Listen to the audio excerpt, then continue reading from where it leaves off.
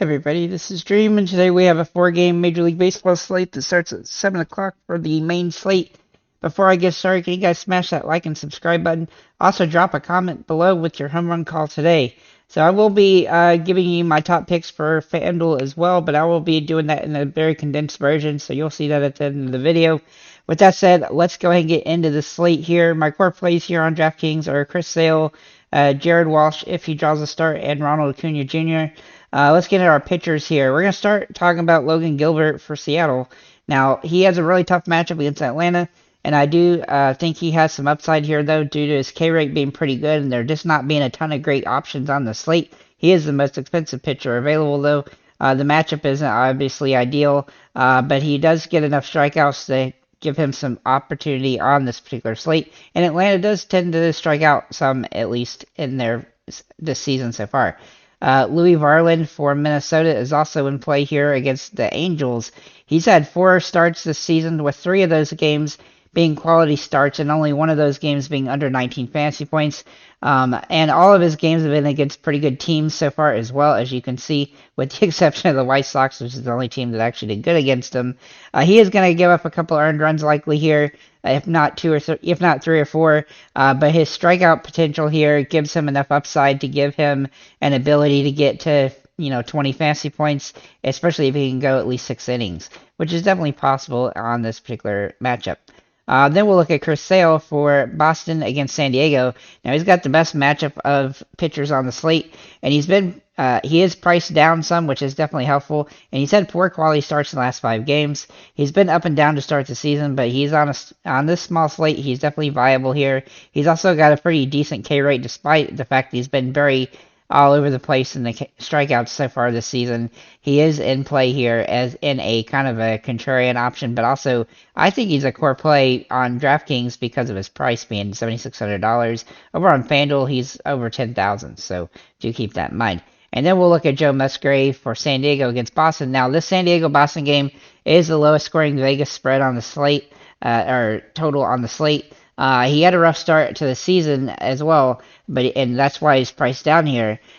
And while the matchup isn't ideal, the small slate, he is a contrarian option. He's definitely not a must-play because he hasn't played well so far this year, despite the fact that he's had a relatively tough schedule. This is still a concerning situation considering he's facing a tough pitcher, or a tough batting team, but he's still in play. As for the other 4 pitchers, we have Patrick Sandoval, Miles McCollis, and Noah Syndergaard for the Angels, the Dodgers, and St. Louis. All 3 of them have very low K rates, and that's kind of the big issue for them, and they're in really tough matchups. I do think that the teams they're facing are stackable on this particular slate. And then for Atlanta, they are doing a bullpen game, and Chavez will be the starter, it looks like. And while he does have the potential to get a couple of strikeouts in the first 1 or 2 innings, he won't go deep enough to really be viable on this slate. But he could be if depending on who they call as their longer relief pitcher today, that guy could have some opportunity, but he hasn't been called yet, or he may not even be before the slate starts. So we'll have to wait and see on that. But let's go and get at our catchers here. We're going to start with Sean Murphy for Atlanta. He's hit the ball pretty well this season. He's got home run potential every time up. He has been a little bit streaky lately, and his batting average is down a little bit, but his metrics are very good for this matchup. Despite a tougher matchup against Gilbert, he definitely in play on the slate. Will Smith is also in play for the Dodgers. Now, the weather and everything for this game is a little bit risky. Not that it won't play, but the weather is not going to be conducive to home runs. But he definitely has the potential anyway. He's also hitting the ball really well. I could definitely see the Dodgers be a team that score a lot of runs with base hits and stolen bases and stuff like that. And that definitely gives Will Smith some opportunity on this particular slate. Then for a cheaper option, we're going to look at Kyle Raleigh for Seattle. Against the bullpen of Atlanta, it's hard to really pin down where his metrics are going to fall in line for this game.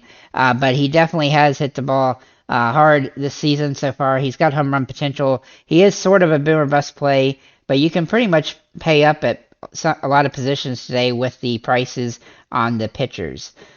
Moving into the first base, we look at Ohtani, who can play first base or outfield. He's got home run potential. He's been up and down batting wise, but he definitely has home run potential in this one, and this is a good matchup for him against Barland, who I do like as a pitcher, but I do think that some guys on at the Angels are going to be playable here. Then we're going to look at Jared Walsh, who has been an injured list, but he should be coming up and drawing the start today. You do want to make sure he does draw the start, but if he does, he's going to be a great option on the slate at his near minimum, at his actual minimum price. Freddie Freeman for the Dodgers is also in play. Again, the Dodgers don't look like they're in a great position to score some home runs, but I do think that that they have an ability to get a bunch of runs scored and get base hits and stuff like that to do it, especially in a really good matchup here against Mikolas. So then you can also consider Nelson Cruz, Goldschmidt, Matt Olson, Donovan Solano, and Ty France at first base. Quite a lot of people at first base that are viable today. Then we're going to look at second base with Mookie Betts, who has some really good potential in this one. Again, the home runs are going to be unlikely to be a lot of that today at this game, but I do think that they have hitting potential and have really good upside for this game, despite the home run not likely being a big factor. Nolan Gorman is in play as a cheaper option, still in the same park. He's hit the ball extremely well, though, and I like his upside in this matchup for some base hits and some stolen base potential as well. Even though he hasn't gotten but 3 of those so far this season, he definitely has the potential to do it today in this game. Also, Donovan Solano is also in play at this position. He can also play first base, but at a minimum price, he is a Hail Mary play. But he is a considerable option on this slate with there's limited options. You could also play Brendan Donovan at this position. Moving to third base, we'll look at Austin Riley. I almost put him as a core play, but he just hasn't hit the ball particularly great this season. But he's hitting it better the last few games, and he does have home run potential in this one. I do like his upside, though it is a little riskier than some of the other options in his price range at other positions. Kyle Farmer is in play as a very good cheap option for Minnesota. He's got a good matchup here. He's hit the ball well lately, and I like his upside. He's had several really big games, and he definitely has some potential here. He's really been, his metrics are kind of off the chart for this game, so I really like that upside. Then we'll look at Nolan Gorman for St. Louis, who you can play at the other position, second base as well. He's also in play at third base. And then for other guy to consider is Arenado, who has hit the ball extremely well as of late.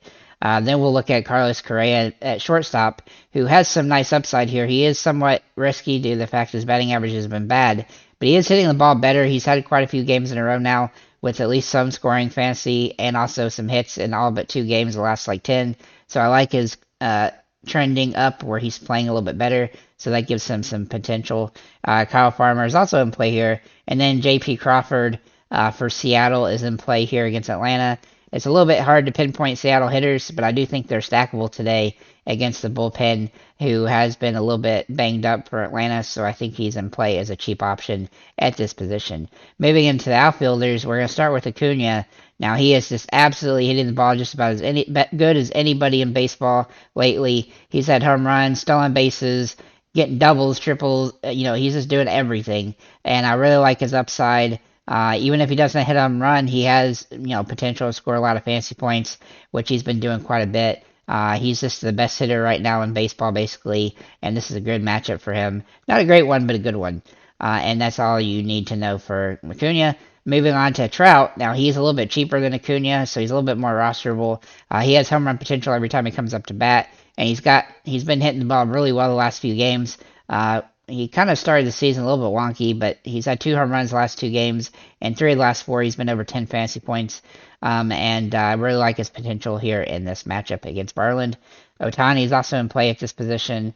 Then we'll look at Toscar Hernandez for Seattle, another Seattle stackable player. He's hitting the ball better and better as the season progressed. He's probably getting the batting average to come up some. He's also just smashing the ball, and he hasn't even had a home run the last few games, despite the fact that he's been scoring over 10 fantasy points in 3 of the last 5, and so I like his upside here. Then we'll look at Taylor Ward and Hunter Renfroe for LA Angels. They're kind of good for stackable options at this position. They both have a decent price. It's not the most ideal matchup. As I said, I do like Barland as a option at the pitcher, but I do think that they're going to score some runs, and if you want to go with the LA stack, then one of those two guys is definitely in play. Lars Newbar for St. Louis is also in play. He's hit the ball reasonably well this season, and while he has really good metrics for this matchup, despite the fact that he hasn't really hit a lot of home runs. I like his upside in this situation, and he's got a home run. He's got the potential for a good fantasy output. Michael Harris has been kind of a disappointment so far this season, just hitting the ball at a very low rate. But he has home run potential when he comes up to bat. He's really not striking out all that much. I mean, he has had some games where he has, but since he's been back from injury, he's had, he's been making contact. He's just not been getting it really, and he does need to get on base. This game being at home is also a little bit better for him as well. I think he's going to get going at some point, and once he does, his price is going to shoot up. And this is a type of situation where if you want to do an Atlanta stack, then he'd be somebody that you could definitely do to, help with the value.